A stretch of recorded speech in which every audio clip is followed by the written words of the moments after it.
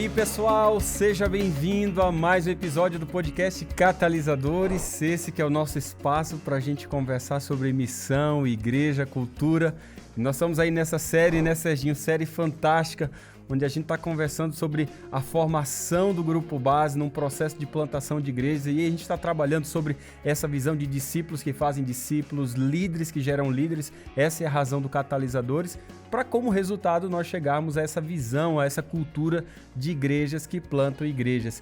E hoje está aqui um dos assuntos assim que é sempre nós dois que acabamos, de certa forma, falando desses assuntos em todos os lugares aí do mundo que a gente acaba dialogando sobre isso. É claro que a gente tem passado esses assuntos para outros, mas basicamente os materiais que nós temos compilados sobre esse assunto dentro da residência do Acts foi fruto do que você escreveu, foi fruto do que eu escrevi, transformamos isso em palestra e hoje a gente vai trazer isso para a galera de uma forma assim muito mais interessante, dialogada, conversada. Eu acho que vai ser muito bacana, que é o APEST, que a galera quando ouve isso aqui vai assim, mas que coisa da peste é essa? Bem, não é nada a ver peste.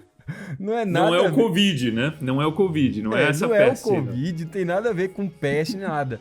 Mas a palavra peste tem tudo a ver com aquilo que está baseado em dons, em vocações. E a gente vai explicar isso com mais calma para você. Porque na Bíblia você vai encontrar 3 listas de dons. Você vai encontrar a lista de Romanos, a lista de Coríntios e a lista de Efésios. O mais legal é que existem várias teses agora sobre a lista de Efésios, e é muito bacana como essas teses cada vez mais têm se mostrado como a lista de Efésios é a lista que catalisa as demais listas, porque ali você tem o ministério quíntuplo de Cristo. Você vai encontrar ali no versículo 11 a 13 do capítulo 4 de Efésios, que ele designou uns para apóstolos, outros profetas, evangelistas, outros para pastores e outros para mestres.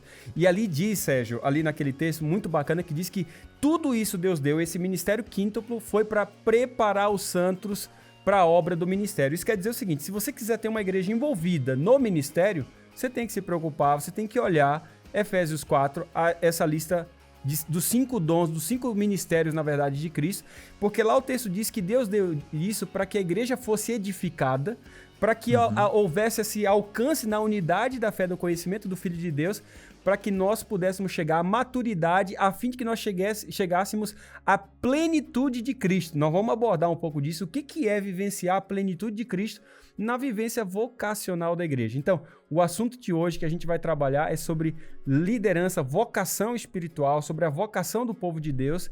E já estamos aí, basicamente, Sérgio, no nosso nono episódio dessa série? Eu acho que é, isso. Cara, nesse nono episódio que a gente está trabalhando sobre esse assunto tão especial, porque quando a gente tem uma liderança espiritual, como a gente conversou no último episódio, e agora a gente ajuda cada um nesse grupo a descobrir a sua vocação, quando a gente alia essas duas coisas, nós temos assim um caminho perfeito para a gente ter uma liderança muito, mas muito forte. Exatamente. O APEST, né? O APEST ali vem de Efésios, a gente dá uma resumida ali a partir do verso 11, que diz, ele mesmo deu uns para apóstolos, outros para profetas, dizendo dos dons que o Espírito Santo deu para a igreja, né? Outros para evangelistas, outros para pastores e outros para mestres. Então a gente tem o S e o T do finalzinho do acróstico aí, que é Shepherds and Teachers, seria o inglês. Em português seria pastores e mestres. Então essas cinco vocações... Por isso que dá APEST, né, Sérgio? Por isso que dá APEST. Por isso que dá APEST, Essas 5 vocações, ela é a única descrição que a gente tem na Bíblia que promete que se a igreja reconhecer e ativar esses dons dentro da igreja, nós alcançamos a plenitude de Cristo aqui na Terra. Por que isso daí não acontece com as outras listas? Porque essa não é uma lista de dons específicos. É uma lista de vocações, onde dentro de cada vocação, dentro de cada tendência, dentro de cada chamado para uma área, você pode ter vários outros dons ou expressões de ministérios que são necessários no mundo e na igreja, que estão debaixo de cada guarda-chuva. O A, o P, o E, o S e o T. Então, quando a gente fala das outras listas, de dons de Romanos e Coríntios, esses dons eles se enquadram dentro do EIPEST. E essas outras listas de dons que a gente tem também em Coríntios e Romanos não são listas exaustivas. Elas não passam por todos os dons que você pode ter, porque são dons específicos de acordo com o contexto da época.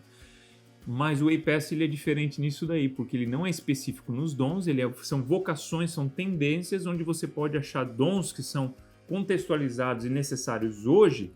Cada dom dado para a igreja, dado para os membros do corpo, eles podem se enquadrar dentro dentro do EIPEST, de cada guarda-chuva, de cada tendência e vocação. Eu acho legal, Sérgio, de que o texto do versículo 12 diz que os dons eles são dados para preparar o povo de Deus para a obra do ministério. Uhum. Se o papel da igreja é exatamente edificar o seu povo para que eles possam exercer o seu ministério, aquilo que Cristo deu para eles da melhor forma possível, a lista de Efésios 4 é fundamental nesse processo. É tanto que a palavra que está ali, a palavra do grego, katartizo, não precisa ser decorado, tá bom? Ou katatismon, que vem da mesma raiz ali, que quer dizer preparar, capacitar, aperfeiçoar, significa perfeitamente ajustado, adaptado, com um propósito. Isso quer dizer o seguinte, de que a lista de Efésios tem essa habilidade de mostrar para cada um de nós, dizendo o seguinte, olha, se você quiser uma igreja envolvida na missão, uma igreja que exerce o seu ministério, você tem que prestar atenção para essa lista quíntupla, né? Que tem os 5 ministérios de Cristo. Vale lembrar uma coisa aqui, Sérgio, que você não vai ter tudo, né? Que o único que teve todos foi Jesus. Então, só para dizer assim, eu sou o cara, eu já tenho tudo isso aí. Tenho lá minhas dúvidas quando alguém fala essas coisas, sabe? Não conheci nenhum assim ainda. Mas se conhecesse, já ia falar que tá faltando um dom aí, né? Para o cara tá falando uma coisa dessa. Quando a gente olha isso daí, por que é importante para o plantador e para os líderes aí do grupo base, a gente está falando de grupo base, para você já iniciar com esse processo? O plantador, o líder, primeiramente ele tem que entender quem que ele é. Dentro desse contexto do EIPEST. Por quê? Porque a nossa tendência é recrutar e buscar pessoas que são parecidas com a gente. Então, como eu sou um apóstolo evangelista, eu naturalmente eu vou me aproximar para buscar pessoas como o Alex, por exemplo. Só que a gente tiver uma igreja só de Sérgio e Alex, a coisa não vai andar, porque vai faltar alguém para pastorear, alguém para cuidar dessas pessoas. Certo? E vão faltar outras coisas. Então, só uma coisa, Sérgio. O fato de eu ser o meu último pastor não significa que eu não possa exercer o meu ministério de acordo com como Cristo deseja, tá? Sim, mas não vai ser dado o foco que merece. Exato. Certo? Porque eu sei que você consegue fazer uma boa visita, você consegue ajudar os membros a se reconciliarem, você consegue fazer várias outras coisas, assim como eu consigo também. Mas não é o meu foco principal. Exato. Então, o fato de o meu número de apóstolo, vamos supor, o número de alguém lá abaixo, ele fala assim, eu não posso plantar a igreja, porque o meu número de apóstolo, minha pontuação está muito baixa. Não, isso não é isso que quer dizer. O que quer dizer é que uma vez que você planta uma igreja, você não vai ter aquele ímpeto, aquela força natural de você ir atrás da segunda igreja. Então é muito possível de que você plante uma igreja, mas não vai querer plantar a segunda, não vai querer sair para a segunda, porque você é um pastor, você é um mestre, quem sabe professor, vai querer cuidar do rebanho ali. Então o que você precisa fazer? Reconhecer quem que é o apóstolo, são os apóstolos no seu grupo ali, ativar e empoderar essas pessoas para eles poderem ser intencionais na multiplicação, certo? No impulso missionário da igreja. Claro. Isso é tão legal que você está falando, porque senão você cria um grupo descompensado muitas vezes, né? Que é forte muito em uma coisa e às vezes não é. Então, quando eu vou recrutar pessoas, e eu já sou consciente desse assunto, eu já tenho mais ou menos uma ideia numa conversa. Quando eu faço algumas perguntas para as pessoas a respeito de qual que é a paixão dela, qual que é o ímpeto dela, se é mais para dentro, se é mais para fora. É muito legal a gente conceituar aqui um pouco dessa questão apostolar e profeta, evangelista, pastor e professor, porque tem muita gente que não articula quando fala dos dons. A gente pega aí Christian Schwarz com lá as 3 cores dos dons, a gente pega um monte de coisa, a gente fica viciado em teste, e enquanto que a gente poderia, no conhecimento bíblico, poder numa boa conversa já começar a criar essa identificação. Então o apóstolo é sempre aquele indivíduo que está iniciando novas coisas, o negócio dele é expansão, é para fora, né? Isso tem muito a ver com essa questão, quando você fala, né, que eu sou assim, você é assim. A gente é assim mesmo. Meu negócio é começar coisa nova, pegar um sistema aqui, uma coisa que não tem nada, transformar isso em coisa real. Eu tenho essa facilidade e gosto de fazer isso. Plantar igreja, sair, fazer evangelismo, eu gosto disso, porque isso é o que brilha os meus olhos. Isso foi aquilo que eu descobri que Deus me deu como uma vocação primária. E quando você descobre isso, Sérgio, é libertador. Sim. Quando você descobre isso, não somente é libertador, é prazeroso servir a Cristo na sua vocação, entendeu? Exatamente. Uma coisa que é muito interessante, quando a gente olha para a história da nossa igreja, quando a gente deixou de ser um movimento primeiramente de plantio de igreja, de plantadores de igreja, que nós éramos nos nossos primeiros 70 anos, não existiam pastores que eram colocados para cuidar de distrito, cada pastor era um plantador de igreja, e em 1920, quando a gente começou a sentar pastores em distrito para cuidar ali, era um clamor que a igreja tinha de ter um pastor para si mesmo, né? Que as outras denominações em volta tinham, e a gente queria para a gente também isso daí, ter o próprio pastor para cuidar da gente. Só que essa era exatamente a razão que o movimento adventista se expandia de uma maneira tão rápida no mundo, né? E aí a gente entra, tem muito... O próximo episódio nós vamos falar sobre rastrear essa questão da liderança do Novo Testamento. Então a gente vai acabar chegando a gente vai entrar nisso daí. Então aguarde, Uma vez que a gente tem um profissional cuidando da gente, quais são os dons que a gente vai querer que ele exerça? Quais são as vocações? Não é a vocação de apostolado, porque a vocação de apostolado, o que ele vai fazer? Ele vai sair para plantar a igreja. Ele vai levar pessoas dali para enviar. Não, se eu quero alguém para cuidar de mim, eu não quero perder nada. Eu quero mais para mim, mais para mim, mais para mim. Então, nessa atitude egoísta, a gente também não quer um profeta, né? Porque o profeta vai chegar, vai apontar o dedo na cara da gente e vai falar o que tá errado. Explica aí, Sérgio, o profeta, porque tem muita gente usando o profeta sem saber, muitas vezes, essa noção, biblicamente falando, né? Exatamente. A gente não vai querer também, não necessariamente o evangelista. Às vezes a ideia do evangelista é aquele cara que vai fazer a igreja crescer. Então, até a ideia é um pouco mais aceitável. Mas, primeiramente, o foco acaba ficando no pastoreio e no ensino. Então, um pastor que faz uma boa visita e prega bem, é um pastor que consegue ter uma carreira brilhante. Abraça o povo, beija o povo, carinhoso. Abraça, exatamente. Então, o que a gente está falando aqui é de realmente acionar os outros dons que já foram dados para a igreja, para que a igreja reflita o caráter de Cristo. Claro. E o caráter de Cristo, ele vai brilhar nas 5 vocações. Né? E como igreja, a gente tem isso daí, dentro da igreja. Eu creio. Eu percebo assim que esse lado, né, Sérgio, do profeta, que é aquele que desafia o status quo, que provoca reformas. A gente sempre fala dessa parte, mas a gente se esquece também que o profeta é aquele que aquele que mantém a aliança do povo, né? Que mantém a aliança, mantém a fidelidade bíblica. Então tem muita gente querendo fazer reforma, tem muita gente querendo desafiar o status quo, mas não com base na aliança, não com base no evangelho, não com base na Bíblia. É com base em outros esquemas revolucionários, mesmo na palavra, você está entendendo? Então o profeta, primeiramente, ele tem fidelidade à palavra, fidelidade ao evangelho. E essa fidelidade ao evangelho dá ao profeta essa característica de trazer sempre o povo de volta para a aliança. O negócio do profeta não é chutar o pau da barraca e dizer, tá todo mundo fulminado aqui, nós não queremos mais você. Muitas vezes algum profeta teve esse desejo e Deus diz assim, caso de Nínive, por exemplo, de Jonas, calma aí, você acha que eu não vou ter misericórdia do povo? Na verdade, você vai ver várias e várias vezes muitos profetas desanimando e Deus trazendo o profeta de volta, dando tarefas difíceis para o profeta, mas Deus sempre mantendo a sua aliança, porque ele é fiel à aliança que ele faz com o seu povo. Exatamente. E o trabalho do profeta é exatamente esse, é trazer o povo no desafio do status quo, de provocar reformas, mas sempre trazer o povo de volta para a aliança. E parte da aliança, Alex, desculpa aí interromper, parte da aliança é a justiça, né?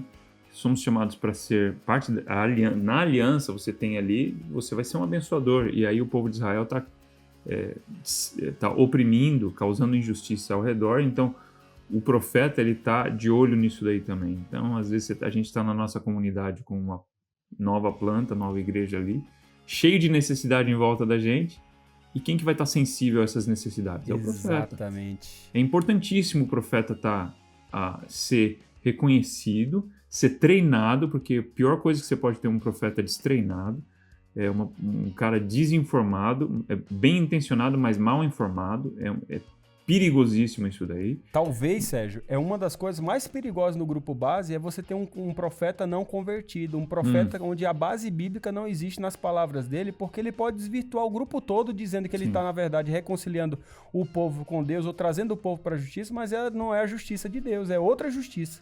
Exatamente. Então, o profeta geralmente é aquele cara chato que dá o contra, às vezes, na reunião, né? Então a gente...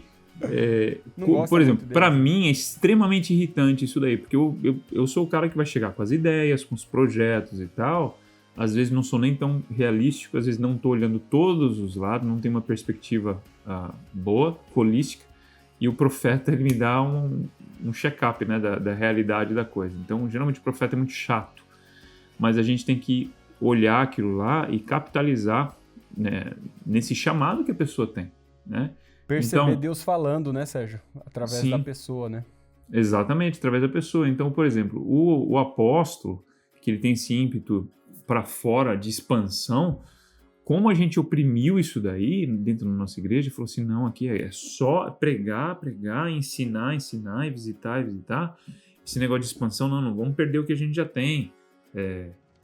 O que aconteceu? Esse pessoal foi reprimido, as pessoas com esse dom não acharam um lugar, eles saem e se tornam empreendedores. Você vai olhar os empresários e empreendedores dentro da igreja adventista, faz um teste do Way-Past com eles, você vai ver que vai dar apóstolo. A maioria. Apóstolo, na seta. A gente já viu nos módulos que a gente fez, o pessoal, quando a gente tem líder leigo lá, que são empresários, né? É tudo apóstolo. É tudo apóstolo. É incrível isso aí. E a gente acaba tendo dificuldade de achar apóstolo dentro do quadro ali de anciãos. Quem ficou? Né? Ficou pastor e mestre. Quando tem um male é um evangelista. Mas assim, bem pouquinho. Exatamente. Então, essas são algumas, a gente está numa pincelada nas características do apóstolo. O apóstolo é a máquina missionária, né, da igreja. Então, você olha Paulo e a expansão que aconteceu através de Paulo, se você tira Paulo da equação, é a mesma coisa de você tirar os apóstolos da sua planta nova. Você vai plantar uma igreja, mas você não vai ter um movimento. Você não vai plantar outra. Você não vai plantar igrejas que plantam igrejas. Para você plantar igrejas que plantam igrejas, você tem que reconhecer quem são os apóstolos, treinar, acionar e enviar, certo? Exatamente. Isso. Mesma coisa com o profeta. A gente pode dizer algo parecido com o profeta, né? O profeta ele vai chegar na igreja, no grupo base, ou quem sabe na igreja, e vai mostrar, fala assim, não, a gente está animado aqui, mas olha aqui, ó, vamos voltar para a palavra, olha o que Deus está querendo da gente aqui, tá? Essas ideias são boas, mas ó, não está alinhando aqui, a gente está em falta com a comunidade, certo? E aí o evangelista, mas talvez você fale alguma coisa do... O evangelista assim, no nosso contexto aqui do Sul, a gente tem bastante evangelista. Talvez o que a gente tem é mais evangelista e pastor e professor. Sim. Né? Apóstolo e profeta a gente não é muito, porque a gente tem aquela ideia do apóstolo somente os 12, o uso técnico dos 12, e tem o seu fundamento nisso, mas a gente vai ver que na Bíblia tem diversos outros apóstolos que não são só os 12, né? Você tem esse lado do profeta, que hoje tem sido evocado muito sobre essa questão de justiça social, mas eu tenho percebido uma má compreensão a respeito da função do profeta muito grande por parte das pessoas, e é muito legal quando você vem na residência, a gente clarifica isso de maneira muito mais legal. É óbvio que num episódio como esse, onde a gente vai falar dos 5, não dá para falar do profeta como você gostaria, mas tem o evangelista, que é aquele que persuade as pessoas a seguirem a Jesus. O negócio dele é os de fora. Esse processo do discipulado com o evangelista se dá de uma maneira muito mais simples, muito mais gostosa. Aí quando você vai ver o pastor, que é aquele cara que nutre relacionamentos, é o pacificador, é o beijo, é o abraço, e você vai ter o professor que entra na profundidade, esclarece as verdades bíblicas. Isso é muito importante, Sérgio. Por quê? Você vai ver aqui, você já falou sobre isso aqui, você vai ter uma divisão. Os 3 primeiros, apóstolo, profeta e evangelista, foco para fora. Pastor e mestre, foco para dentro. O que acontece quando você não equaliza bem isso aí? Você pode ter, na sua maioria, quando você olha para os líderes e a maior parte é pastor e professor, normalmente a igreja vai ter o foco muito para dentro e pouco foco para fora. Por isso que é muito importante você ter a maioria dos seus líderes com foco para fora e um pouco com foco para dentro, porque não adianta também você só ter só para fora e não ter para dentro, porque senão você vai trazer muitas pessoas, você vai alcançar muitas pessoas, mas não vai ter quem os pastoreie, não vai ter quem vai dar profundidade. Ao mesmo tempo, você corre o risco de ter muita profundidade, pessoal muito pastoreado, mas não quer sair em missão. E aí você tem uma igreja cada vez mais estéril, consumista, corre esse risco muito forte. Então você vê uma conexão muito legal aqui. Você tem o profeta fazendo essa ligação da gente com Deus, aliança, sempre de acordo com a palavra. Você tem o evangelista que está trazendo pessoas. Você tem o apóstolo que está indo. E você tem o professor que está dando profundidade. E você tem o pastor que está conectando tudo isso aí. Isso é muito legal quando isso acontece. Muito bacana mesmo, né? É como se, assim, ó, o apóstolo ele tá conectado com a missão de Deus. Você tem o profeta que está conectado com o coração de Deus. Você tem o evangelista que está conectado com a mensagem de Deus. E você tem o pastor que está conectado com o povo de Deus. E você tem o professor que está conectado com a verdade de Deus. Então, quando você tem esses 5 atuando na igreja, você tem uma igreja conectada com o plano missionário de Deus. Exatamente. Aí muito bacana é o que a isso. gente fala, né? Que a gente fala que é o que a gente quer para essas igrejas que a gente está plantando, que é alcançar a plenitude de Cristo. Uma igreja que não somente é fiel à mensagem adventista, mas é uma igreja que é fiel aos dons que já foram dados para a igreja. E Com entender certeza. que esses dons não são dados para o pastor, esses dons são dados para o corpo, Com para a certeza. igreja inteira. Então, o pastor, infelizmente, se tornou o maior ladrão de dons. Que Dentro da loucura nossa isso, igreja. cara. É uma loucura, porque mesmo que o foco sobrou só nos últimos dons, vocações que são internas, que é o do pastor e do professor, esses dons são dados para a igreja. Então, antes esses dons, vamos supor que só sobrou os dois, antes tivesse sobrado pelo menos para o corpo, a igreja está exercendo, mas não é nem isso. Sobrou só para os pastores, porque são profissionais pagos para simplesmente oferecerem produtos e serviços religiosos. Então a gente cria um lugar que um ambiente para consumismo. Não é um ambiente de ser uma plataforma de envio ou de assimilação. Uma embaixada, como a Bíblia diz, né? Tem várias imagens, mas talvez essas são as mais bonitas que eu particularmente gosto. Sim, né? Sim, exatamente. Então, é isso, quando a gente olha... Cara, tem uma coisa, Serginho, que assim, o que eu percebo? Como a gente tem a maioria com foco interno, faz um rastreamento, você vai ver que a maioria dos líderes tem o foco para dentro, não para fora. Você tem várias consequências disso quando você tem o foco para dentro. Primeiro é concentração de atividades para dentro e não para fora. A outra coisa, que é o foco no aprofundamento bíblico, muitas vezes em detrimento desse envolvimento para fora da igreja. Porque a gente está esperando os dois, uma profundidade interna para sair em missão. Porque que adianta você ter uma boa teologia se essa teologia não chega na rua, não chega nas pessoas? Vai morrer com a sua teologia? Não faz sentido. A teologia existe na sua profundidade para a gente explicar na simplicidade da teologia para as pessoas. A teologia precisa ir para a trincheira, precisa ir para onde está acontecendo a guerra. A outra coisa é o foco restrito da questão da koinonia, porque a gente acaba se tornando mais uma koinonite do que uma koinonia, porque o verdadeiro sentimento da comunidade está quando ela se entendeu como uma comunidade em missão. Porque o que traz unidade para a igreja é aquilo que está a parte dela, e o que está a parte dela é lá fora. Então, o que dá o senso de unidade para nós é a gente participar da missão junto. Toda vez que a gente está em comunidade e a gente não está em missão, a gente se mata aqui dentro, ó. Porque a gente está falando mais da gente do que está falando de Cristo. Você está entendendo? A gente se ocupou mais em falar menos de Cristo e falar mais de nós. Falando mais de nós, a gente é fight puro. E é isso que está acontecendo em muitas igrejas, que é fofoca, que pega, é uma brigaiada. Por quê? Porque a gente vivencia koinonite e não koinonia que nos leva para a missão. A outra coisa é o sentido restrito do remanescente. A gente começa a achar que a gente é o cara, que a gente é os únicos, nós somos os únicos que vamos ser salvos. Entendeu? Enquanto que a gente se esquece que o remanescente é dado para a missão e não unicamente para a salvação, porque a salvação é o dom de Deus dado para a humanidade. Mas a missão para o tempo final dessa história foi dado para um povo. Outra coisa é o excesso de programas internos. Quando você só tem líderes com foco interno, é excesso de programa interno. E em vez de você ter um calendário que mobiliza a igreja, você tem um calendário que imobiliza a igreja. Você entende? Isso aqui é o contrário do negócio. Aí você tem excesso de materiais com foco interno, você tem reuniões com foco, só com foco interno, não é com foco externo. E eu acho legal, porque quando você vai pegar o manual da igreja, o primeiro item é missão. O primeiro item do manual da igreja, que diz que é pra gente discutir nas nossas reuniões administrativas, é missão. E se você não discute missão já desde o início, o teu investimento financeiro vai ser mais para o teu prédio, vai ser mais para a tua estrutura do que na missão, mais do que na comunidade. Isso vai criando uma hierarquia paralisante e, consequentemente, uma cultura de manutenção. Por quê? Porque a gente não tem apóstolo, profeta e evangelista em abundância. Percebe o quanto é perigoso você não ter uma liderança balanceada, onde a maior parte está com foco externo? É punk, Serginho. Cara, uma outra coisa que isso daí uma vez que a igreja ela é mobilizada nessa direção, é uma igreja que ela vai cuidar da comunidade, né? Tem a dúvida. É uma igreja que não só os recursos financeiros vão ser voltados para a comunidade, mas as pessoas vão ser voltadas para a comunidade, os dons e os recursos, tempo, energia, tudo. O próprio prédio vai ser voltado para a comunidade.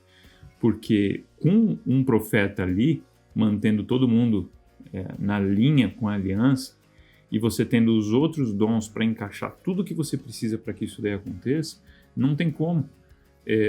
Por exemplo, a igreja que a gente plantou, a gente tinha um gasto muito pequeno com prédio. Era a minoria do orçamento era para o prédio. Então, hoje em dia, a gente gasta, assim, do nosso orçamento com prédio, eu diria que é menos do que 10% ou 15%. Nossa, isso é um sonho. Então, a gente tem ali um caixa que ele pode ser voltado para os ministérios, que alguns desses ministérios são ministérios de assimilação, são ministérios internos, mas mesmo assim eles ajudam o externo. Por quê? Porque as pessoas que estão sendo abençoadas da comunidade, estão se conectando com a igreja, elas precisam ser assimiladas. Então, esses ministérios de assimilação entram no orçamento, claro, mas a maioria do orçamento da igreja é voltada para a comunidade. Então, você imagina se isso daí acontece em todas as nossas igrejas. A gente não tem um prédio, então a gente não precisa mudar a função do nosso prédio já para a comunidade. Isso aí é algo que a gente já faz, acaba fazendo sem prédio porque não tem o prédio. A gente aluga uma vez por semana para fazer os encontros. Mas imagina todos os prédios que a gente tem. Se o prédio... Potencial, né? O potencial de você usar, fazer não uma remodelagem, mas quem sabe repensar tudo que você faz com o prédio pela lente da missão de Cristo. Não, então, pela lente do IPEST, vamos dizer, né? Pela lente do IPEST, exatamente. Quanta coisa você pode fazer? Você pode promover o prédio para a justiça social, você pode promover o prédio como plataforma de envio, você pode promover o prédio como processo de conexão com pessoas, você pode promover o prédio para desenvolver pastoreio da comunidade. Exatamente. Você pode promover o prédio para ensino, não somente para ensino da palavra, mas para alfabetizar pessoas, para dar oportunidade para a educação da comunidade. O EIPEST pode catalisar todo o processo de funcionamento da igreja local e isso tá definido para nós. Você pode colocar isso ali. Sim. Mesmo, por exemplo, o evangelista, ele busca oportunidades de recrutar pessoas para a causa, né? Então, esse recrutamento, às vezes a gente tem definido só como uma campanha evangelista para batizar pessoas. Mas não é só isso, é recrutamento em geral, recrutar para a causa. Então, às vezes a pessoa não está pronta para os ritmos espirituais, mas ela está pronta para uma causa na comunidade. Então, tendo um evangelista ali para recrutar esse tipo de gente, ou para recrutar pessoas, mães solteiras que estão precisando de ajuda, ele vai lá junto com o profeta e cuida dessas pessoas, pode trazer para o prédio ou pode enviar um grupo para ajudar. O pastor ali conectando as pessoas dentro da igreja, conectando as pessoas com a comunidade. Então você vê realmente o EIPEST em ação quando você coloca um filtro, coloca o filtro do APEST no desenvolvimento da liderança e dos ministérios da sua igreja. No funcionamento da igreja. Nós vamos tocar isso no episódio lá na frente, Sérgio. Lá na frente nós vamos falar sobre como que a gente estrutura a igreja com essa visão de ministérios. Porque a galera fala assim, mas é ministério ou departamento? Não, a gente não descredibiliza os departamentos, só que a gente torna os departamentos refém da visão de Efésios 4. Aí a coisa vai pegar. Eu sei que muita gente está interessada nisso que a gente conversar, por isso você tem que seguir aqui o ritmo para você ir pegando qual é essa linha. Eu percebo também, Sérgio, que existem, por exemplo, lacunas, porque cada um tem um jeito de agir, de trabalhar e que precisa do outro. Isso é muito importante porque é aquela questão da interdependência do corpo de Cristo. Você vai ver, por exemplo, que o apóstolo ele precisa do profeta. Por quê? Porque o apóstolo ele vai sair, ele vai andar e tal, e vamos pegar aqui, ó, Peter Drucker, vamos pegar aqui Jack Welch, vamos pegar Peter Senge, vamos pegar Philip Kotler de marketing e tal, nós vamos bombar. Aí vem o profeta e diz assim, mas o quanto disso aí tá de acordo com o evangelho? Porque se deixar o apóstolo, cara, ele vai inovar, ele vai fazer coisas diferentes, mas o profeta vai chamar ele pra estar de acordo com a aliança, entendeu? Sim. Porque o foco dele é expandir e ele quer expandir. Aí vem o profeta e diz assim, mas isso aqui tem que estar com foco em Deus. Exatamente. E o profeta precisa do pastor. Porque Exato. Se o profeta vem com a violência toda, vai decepar os caras, né? Precisa do pastor para cuidar. O evangelista... Como que é? Na Bíblia tem dois tipos de profeta. Tem o profeta radical e o não radical. Sim. O radical é o tipo Elias, que já chega decepando já, entendeu? Acabe, você tá todo errado e é o seguinte, não vai ter chuva aí, eu não quero nem te ouvir, tchau. Foi embora. Antes que Acabe pudesse falar uma palavra, ele já tinha corrido já. Entendeu? Ele não tá nem aí com a opinião dos outros, não tá aí o que os outros pensam. Tem algumas pessoas assim que facilmente a gente consegue identificar. Diz assim, será que esse cara não pensa? O profeta não tá nem aí, os outros estão pensando. Ele tá importando dar... Tem o profeta radical. E tem o profeta não radical também, que é o cara que vai chegar, ele vai dar a mensagem, mas ele vai dar a mensagem de uma maneira mais cuidadosa, mais cortês, mais educada, mais afinada. Então, você chega lá, por exemplo, o Natan chega para Davi, deixa eu te contar uma história, eu tenho uma história muito urgente para te contar. A história de um cordeirinho, alguém matou assim, não é possível isso aí, capaz, essa pessoa tem que morrer. Então, você é essa pessoa, Davi. Você percebe? Ele vai falar, mas ele vai achar uma maneira mais organizada de falar. Então, é muito importante, a gente tem que estar bem consciente sobre esse tipo de profeta. Tem profeta radical. Quando você tem um profeta não radical, convertido de acordo com a palavra, imagina o estrago que um indivíduo desse faz. Imagina o estrago que um indivíduo desse faz. É muito sério. Por isso, Serginho, que o que você falou é muito real. A gente precisa do pastor, porque às vezes o profeta vai lá, vai dar uma mensagem, ele vai falar, e às vezes sem essa sensibilidade, o pastor vai lá, vai abraçar, tenha calma, ele não quis machucar você, não é nada do pessoal. Ele fala desse jeito porque ele também quer o bem da igreja, ele quer ver a igreja seguindo num caminho correto. E é importante ter o profeta. Não precisa ser todo mundo profeta, senão pode dar também muito fight, né? Mas a gente precisa dos profetas para dar o alerta para nós. E precisa do pastor para ir lá e acarinhar, entendeu? Isso. E o evangelista precisa de quem? Vai machucar os evangelistas agora, né, cara? Porque o evangelista precisa do professor, né? Porque o evangelista, esses evangelistas não são profundos, né? Vai contar um monte de mentira só para jogar o pessoal no tanque. O evangelista não é profundo. Não é que o evangelista não é profundo. É que o evangelista, o negócio dele é fazer essa conexão das pessoas com Cristo. É esse primeiro momento onde ele quer, na verdade, apresentar Jesus. Ele não vai lá no Gegenekase, no apostelo, no grego, no hebraico. O negócio dele não é esse. O negócio dele é fazer com que a pessoa conheça a beleza de quem é Cristo. Apresentar Cristo. Fazer esse primeiro contato é o evangelista. Porque é ele que vai apresentar de maneira cativante, gostosa, bonita, Jesus. Por isso que evangelista não gosta de ficar onde só tem crente. Evangelista gosta do meio do povão, onde não tem cristão. Você perguntar aí para os evangelistas mais conhecidos aí, eu vou pegar o Luiz, que é um amigo, o Luiz Gonçalves. Pergunta, Luiz, você vai pregar só para adventista, só para crente. Ele morre, ele não quer. Por quê? Porque o negócio dele é pregar para não cristão. Ele gosta de estar com gente não cristão, ele gosta de ver gente não adventista ali. porque o evangelista gosta de ter esse contato. Né? Falando nisso, eu conversei com ele uma vez e eu perguntei exatamente isso daí. Se te mandasse para um distrito, o que você ia fazer? Adivinha o que ele falou? Eu ia sair da igreja para fazer evangelismo. Exatamente. Mas olha só, isso daí... Apaixonado. Você olha também o professor e o professor e o pastor, é a mesma coisa. O pastor que está conectando os relacionamentos ali, se deixar, ele vai ficar naquele negócio da amizade, do grupinho, e do gostoso e bacana e tal, e nunca vai para frente. Ele precisa do apóstolo. Para tirar, vamos lá. Evangelista, né? Esse professor precisa do apóstolo. É verdade, precisa do apóstolo, professor. Precisa do apóstolo. Sim. Não, eu tava falando, na verdade, eu quis dizer o pastor. O pastor precisa do evangelista, que tá cuidando, né?